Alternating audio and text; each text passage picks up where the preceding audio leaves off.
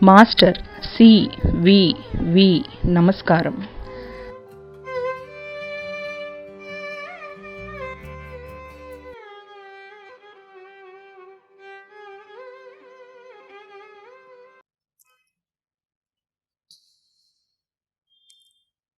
Master C V V. నమస్కారం.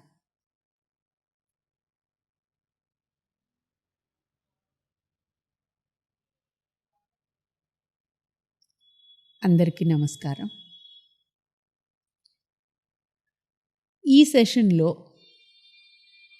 మనం సావిత్రి, తాతగారు రాసిన సావిత్రి చదవబోయే ముందు దాంతోపాటు శ్రీ అరవిందుల సావిత్రిలో నుంచి కొన్ని భాగాలు మనం చదవబోయే ముందు అసలు ఈ సావిత్రి రచన శ్రీ అరవిందుల వారు ఎలాగ కొనసాగించారు, దానికి ఆయన ఎటువంటి ఆలోచనతోటి భారతంలో నుంచి ఈ కథని తీసుకున్నారు అనే దాని గురించి కొన్ని సూచనలు మనం ఇక్కడ షేర్ చేసుకుందాం. సత్యవంతుడు సావిత్రి అనే కథ మన పురాణాల్లో రకరకాల కథలు ఉంటూ ఉన్నట్టుగానే మహాభారతంలో ధర్మరాజు తన కుటుంబం, అన్నదమ్ములు, ద్రౌపది అందరూ కూడా వానప్రస్థంలో ఉన్నప్పుడు, వనవాసంలో ఉన్నప్పుడు ఎంతోమంది వాళ్ళకి ధైర్యం ఇవ్వడం కోసం కష్టాలనేవి శాశ్వతం కాదు, కష్టాల తర్వాత సుఖాలు వస్తాయి, చక్కటి భగవద్భక్తితో ఉన్నప్పుడు కష్టాలు కడతేరతాయి అని ధైర్యం ఇవ్వడానికి చెప్పే రకరకాల కథల్లో సావిత్రి సత్యవంతుల కథ కూడా ఒకటి. అందులో సావిత్రీదేవి తన పాతివ్రత్య మహత్యం వల్ల తన భర్త అయిన సత్యవంతుడికి వచ్చిన మృత్యు గండాన్ని ఎలాగ తన పతిభక్తితో అధిగమించి తిరిగి తన పతిని సజీవునిగా వెనక్కి తెచ్చుకున్నది, యమునితో ఎలాగ వాదించినది, ఆమెకున్న దృఢ సంకల్పం, తన పతి పట్ల ఉన్న భక్తి అందులో ముఖ్యంగా నొక్కి వక్కాణించబడింది. ఈ కథకి శ్రీ అరవిందులు రాసిన సావిత్రికి కంపారిజన్ చూసుకునేట్లయితే శ్రీ అరవిందులు మహాభారతంలో నుంచి తీసుకున్న ఈ కథని కేవలం ఒక తెర మాత్రమే, ఒక పై పొర లాంటిది. ఇందులో ఉన్న ప్రతి పాత్రకి ఆయన ఎంతో ఆధ్యాత్మికమైన అంతరంగంలో నిండిపోయేలాంటి రకరకాల స్పిరిచువల్ మీనింగ్స్, ఇంటర్ప్రిటేషన్స్ చేసుకుంటూ వచ్చారు. అది శ్రీ అరవిందుల శైలి. ఆయన రచనల్లో ఎప్పుడు కూడా మనకి కథ చాలా అల్పంగా ఉంటుంది, ఆ కథలో ఆయన పెట్టే వేదాంతం, ఆయన ఫిలాసఫీ అనంతంగా ఉంటుంది. సావిత్రి అనే మహాకావ్యంలో కూడా కథ చూడబోతే సావిత్రి, సత్యవంతుడిని మరణం నుంచి సావిత్రి రక్షించటం, సుఖంగా జీవించటం, ఈ ఒక్క 2 వాక్యాల్లో పూర్తయ్యే కథకి ఇంత మహాకావ్యం అయ్యే అవకాశం ఎక్కడి నుంచి వచ్చింది అంటే అది శ్రీ అరవిందుల యోగ దృష్టితోటి భవిష్యత్తులోకి సంపూర్ణ యోగంలో ఉండే ఎటువంటి లక్షణాలు ఉంటాయో, యోగం ద్వారా మానవులు ఎటువంటి అమృతత్వాన్ని సాధించవచ్చు అని ఆయన చూశారో అవి వ్యక్తీకరించటానికి ప్రకృతి పురుషుల కింద, భగవంతుడి కింద, అలాగే ఇతర యోగ సాధకుల కింద ఇందులో ఉన్న పాత్రలన్నింటినీ మలుచుకుంటూ ఆయన ఈ కథని రచించారు. సూక్ష్మంగా ఆ కథలో ఆయన ఒక్కొక్క పాత్రకి ఎలా పెట్టారు అనేది కూడా ఆయన రాసిన వాక్యాల్లో నుంచే కొన్ని సంక్షిప్తంగా ఇక్కడ మీకు చెప్తున్నాను. Satyavan is the soul carrying the divine truth of being within itself but descended into the grip of death and ignorance.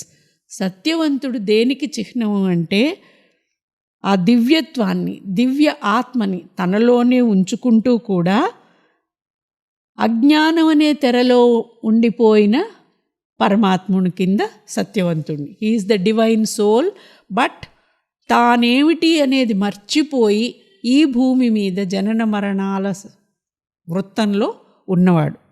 Savitri is the divine word, daughter of the sun, goddess of the supreme truth who is born here to save. Savitridevi ఎవరు ఈ కథలో అనుకునేట్లయితే ఆమె ఆ దివ్యమైన రుక్కు, Gayatridevi, the daughter of the sun, సూర్యుని పుత్రి, పూర్తి తేజస్సుని మనకి అందించటానికి సంపూర్ణ సత్యస్వరూపిణి, ఈ భూమి మీద మనని రక్షించటానికి వచ్చిన అవతారం Savitri Devi. Ashwapati, the lord of the horse. Ashwapati అంటేనే గుర్రం, అశ్వం అంటే గుర్రం.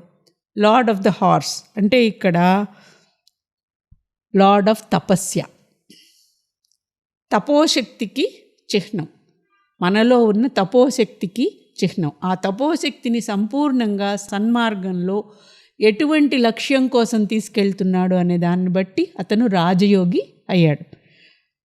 The concentrated energy of spiritual endeavor that helps us to rise from mortal to immortal planes. అంటే ఆధ్యాత్మిక ప్రగతిలో ఏ స్థాయికి మనం యోగంలో వెళ్ళవచ్చు, ఈ ప్రపంచాన్ని పూర్తిగా తేజోమయం చేయడానికి ఎటువంటి తపస్సు చేయాలి అనే దానికి ఆదర్శమైన ఉదాహరణ Ashwapati. Dyumatsena, lord of the shining హోస్. దివ్య తేజస్సుతో ఉన్న సైన్యాలకి అధికారి అయిన ద్యుమత్సేనుడు, he is the father of Satyavan. కానీ he is the divine mind here fallen blind.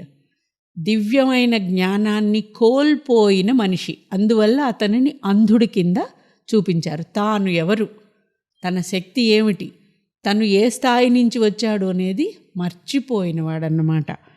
Here fallen blind, losing its celestial kingdom of vision and through that lost its kingdom of glory.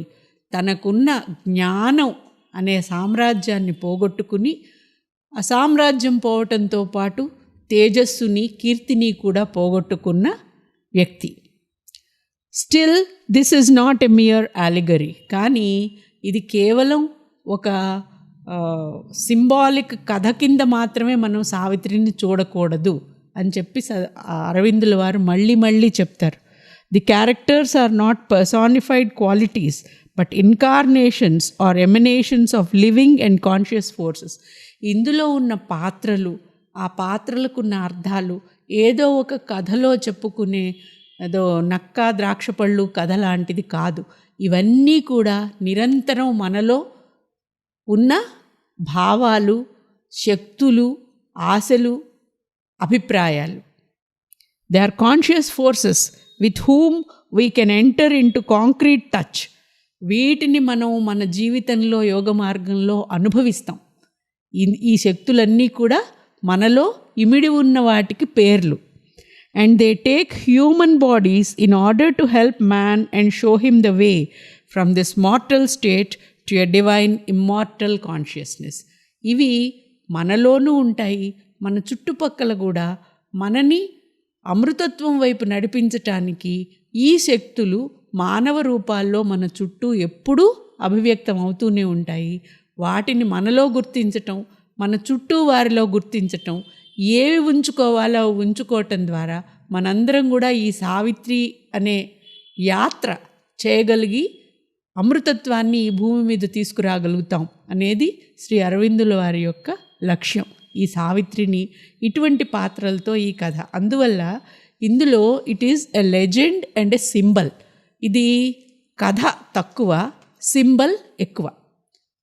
అందులో ఉన్న చిహ్నాల్ని మనం గుర్తుపట్టి ఈ ప్రపంచంలో మనం ఏ స్థాయిలో ఉన్నాము, యోగ మార్గంలో మనం ఎక్కడి వరకు వెళ్ళాము, ఇంకా ముందుకు ఎలా వెళ్ళాలి, దానికి ఏ లక్షణాలని మనం ప్రాక్టీస్ చేయాలి అనేది మనం తెలుసుకోవాలి అనేది ఆయన ఉద్దేశం.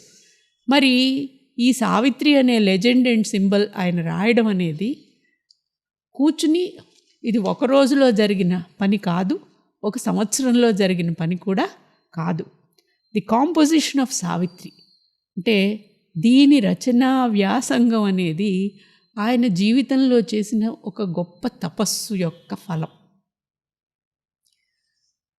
ఆయన ఎప్పుడూ చాలా గొప్ప పండితులు. ఆయనకి సంస్కృతము భారతదేశం వచ్చిన తర్వాత నేర్చుకున్నారు, క్షుణ్ణంగా వేదాంగాలన్నీ చదివారు. గ్రీక్ వచ్చు, లాటిన్ వచ్చు, ఇంగ్లీష్ వచ్చు, అన్నింటినీ అనర్గళంగా చదవగలరు, రాయగలరు.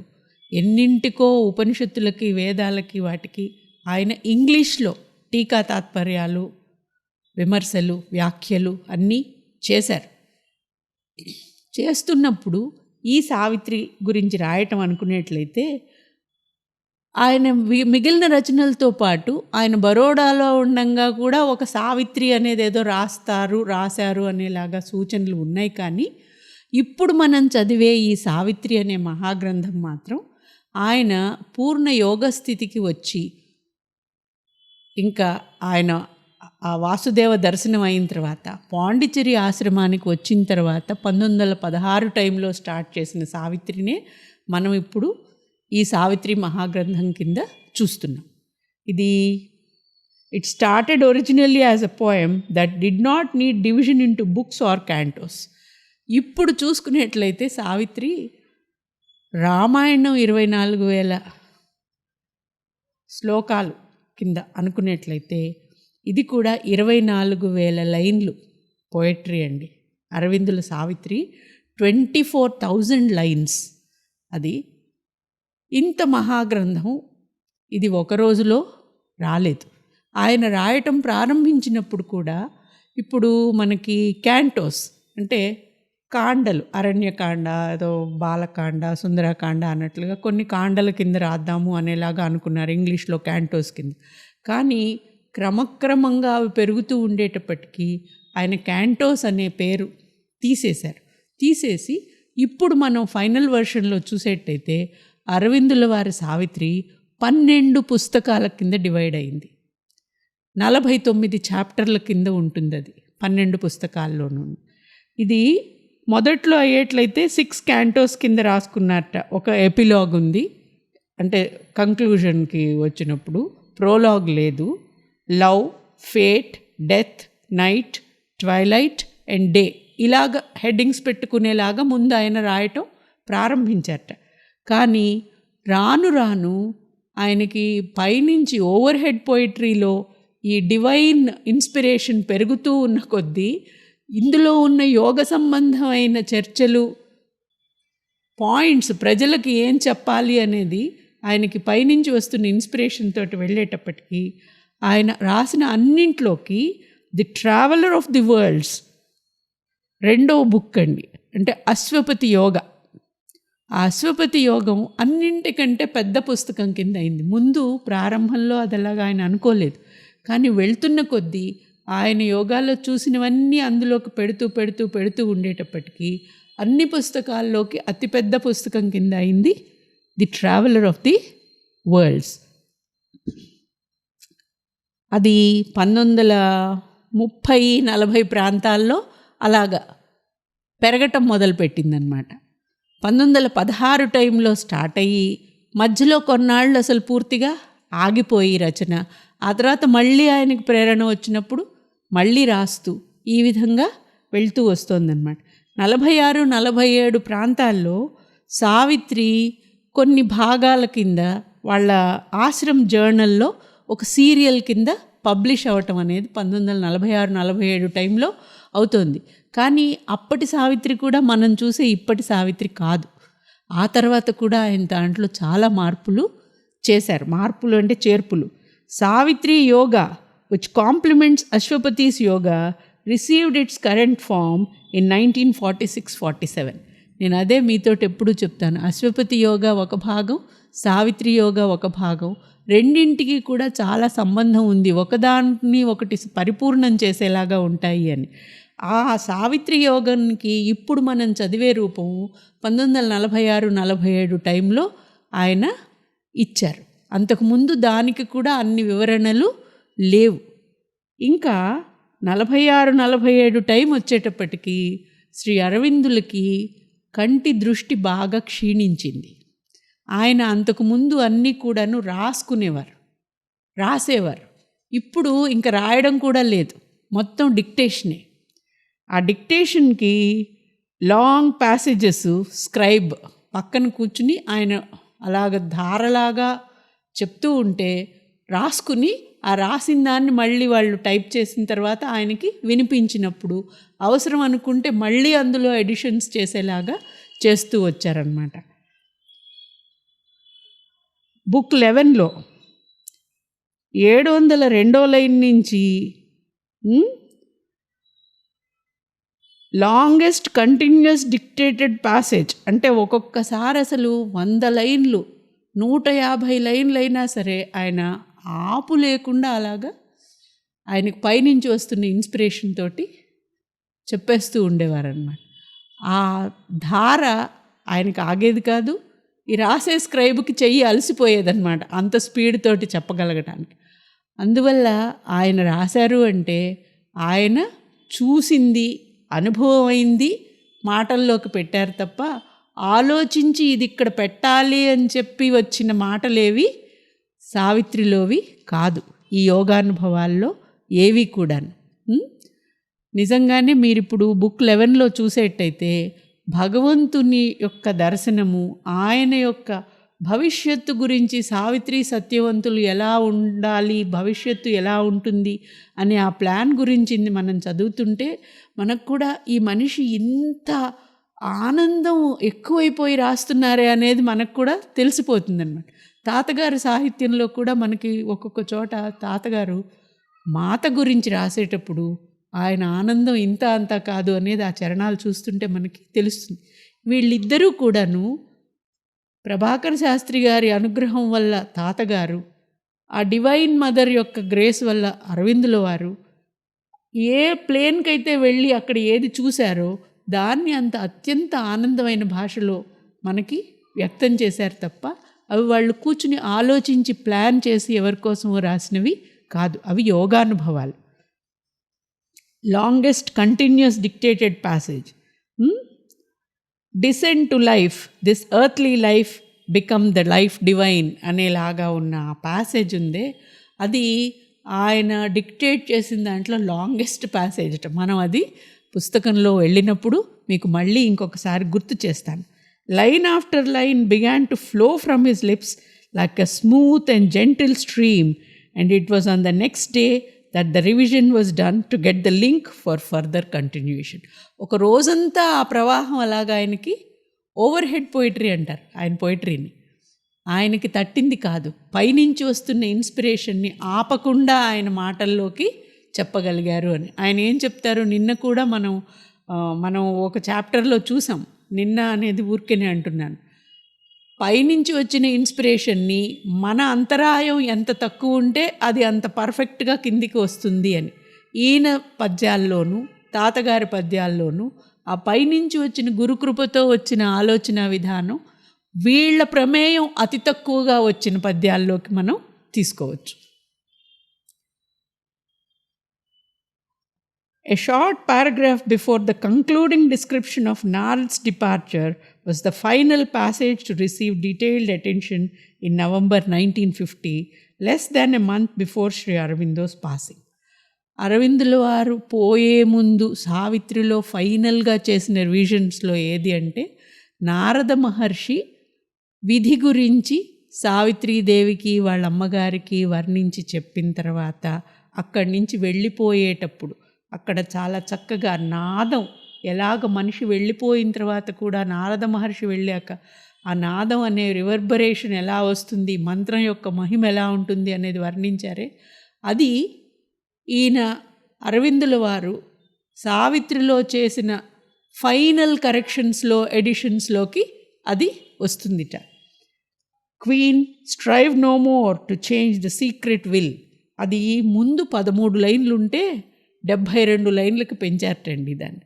అంటే ఆయనకి మన కోసం సందేశం ఇవ్వాలి అనే తాపత్రయం, వాటిల్లో యోగులకు ఉండే తాపత్రయం చాలా కనబడుతుంది అనిపిస్తుంది అక్కడి లైన్స్ కూడా మనం చూసేటైతే. ఇంకా ఆయన అవకాశం ఉండుంటే ఇంకా మార్చే వాటిల్లో the book of death and epilogue. Book of death ఒకటి, ఎపిలాగ్ ఫైనల్గా వీళ్ళు భూమికి తిరిగి రావటం అనే దృశ్యం ఉంది చూడండి, బుక్ 12. అవి రెండు ఆయన మారుద్దాం అనుకున్నారట, కానీ మార్చటానికి అవకాశం లేకపోయింది ఆయన ఆరోగ్య దృష్ట్యా. కాబట్టి ఆయన 1946-47 టైంకి పబ్లిష్ చేయడానికి సావిత్రి టైంకి ఎంతవరకు అయితే రాశారో అవి అలాగే ఉండిపోయాయి. వాటిల్లో ఇంక వేరే మార్పులు ఆయన చేయలేకపోయారు అనేలాగా. కాబట్టి సావిత్రి కాంపోజిషన్ అనేది ఒక్కసారిగా జరిగింది కాదు. ఆయనకి యోగపరంగా ఎప్పుడు ఎక్కడ ఎలా మార్చాలని ఎలాంటి ప్రేరణ వస్తే దాన్ని బట్టి అందులో మార్పులు జరుగుతూ అరవిందుల సావిత్రి ఈ రోజున మనం చూసేది. మన అదృష్టం కొద్దీ అరవిందాశ్రమం వాళ్ళు మొత్తం ఇంటర్నెట్లో పెట్టారు. సెంటినరీ సెలబ్రేషన్స్ కింద బుక్స్ అందులో దొరుకుతాయి, కంప్లీట్గా దొరుకుతాయి. కావాలనుకున్న వాళ్ళం వెళ్ళి అక్కడి నుంచి హాయిగా చదువుకోవచ్చు. ఇప్పుడు ఉన్న సావిత్రి ఆ ఇంటర్నెట్లో ఉన్న దాంట్లో నుంచే నేను కొన్ని ముఖ్యమైన పార్ట్స్ చదువుతూ ఇంగ్లీష్లోవి, తర్వాత తాతగారి తెలుగులోది కూడా చదవటం అనేది చేస్తున్నాను. ఆ 49 చాప్టర్స్ ఇంగ్లీష్ది, తాతగారు తెలుగులో ఆ 49తో పాటు తమ గురుస్థుతి, అలాగే అరవిందుల వారు ఎపిలాగ్ రాశారు కానీ ప్రోలాగ్ రాయలేదు. అంటే ఒక నాటకానికి కానీ ఒక మహాకావ్యానికి కానీ ఒక ప్రారంభంలో చేసే ప్రార్థన లాంటిది విడిగా అరవిందుల వారి సావిత్రికి మనకి లేదు. సింబల్ డాన్ తోటే స్టార్ట్ అవుతుంది. తాతగారికి సావిత్రి మీద ఉన్న అపరిమితమైన భక్తి ప్రేమ ఎటువంటిదంటే ఆయన ఈ సావిత్రి రాసేటప్పుడు సావిత్రికి ముందు సావిత్రి స్తుతి అనేలాగా ఒక ప్రోలాగ్ కూడా తాతగారు రాశారు. దాంతో సహా మనం తెలుగు దాంట్లో చూసుకుందాం. తెలుగుది ఇంగ్లీష్ది రెండూ కూడాను ఇవి ఒక భాగవతంలాగా, అంటే భగవంతుణ్ణి స్మరించుకుంటూ అధ్యయనం చేసుకునేలాగా చూడవలసినవి తప్ప కేవలం పదాలకు అర్థాలు తీసుకుంటూ వెళ్తే మనకి ఏది అర్థం అవ్వదు అనేది మళ్ళీ మళ్ళీ తాతగారు చెప్పిందే. తాతగారు చాలా చక్కగా చెప్పారు. అరవిందులది కొంతమంది చెప్పారు అని, ఆ ఇంగ్లీష్ పదాలు అరవిందుల ఆలోచన విధానాన్ని వ్యక్తం చేయడానికి వాటికి శక్తి చాలదు. కాబట్టి ఒక లావుపాటి పెద్ద మనిషి ఒక చిన్న పిల్లవాడి చొక్కాలో ఇరుక్కుంటే ఎలా ఉంటుందో అలా ఉంటుంది అరవిందుల యొక్క Savitri. It is neither poetry Nar English. అది పోయిట్రీ కాదు, ఇంగ్లీషు కాదు. It is something divine and he use that language to express it. ఆయన ఎక్స్పీరియన్స్ని ఎక్స్ప్రెస్ చేశారు అందులో. మనకి తాతగారు తెలుగులో రాసింది కూడా అంతే. మనం ఆయన తత్సమ కవిత చూస్తే అది it is neither Telugu Nar English, it's a wonderful poetry. ఆయన కూడా అరవిందుల ఇంగ్లీష్కి తత్సమంగా తెలుగులో తెలుగు కాని కవిత్వంతో మనని తన చాకచక్యం చూపించారు. వాటిని అన్నింటినీ అర్థం చేసుకుని ఈ యోగ మార్గంలో ముందుకు వెళ్ళే అనుగ్రహం ఆ గురువులు మనకి కలిగించాలి. వాళ్ళు చెప్పినట్టుగా సావిత్రిని మనం చదువుకోగలగాలి, మనలో సావిత్రిని చూసుకోగలగాలి, మన చుట్టుపక్కలంతా కూడా సావిత్రిని చూసుకోగలగాలి అనే ఉద్దేశంతో ఈ ఇంట్రడక్షన్ చెప్పటం జరిగింది. నమస్కారం.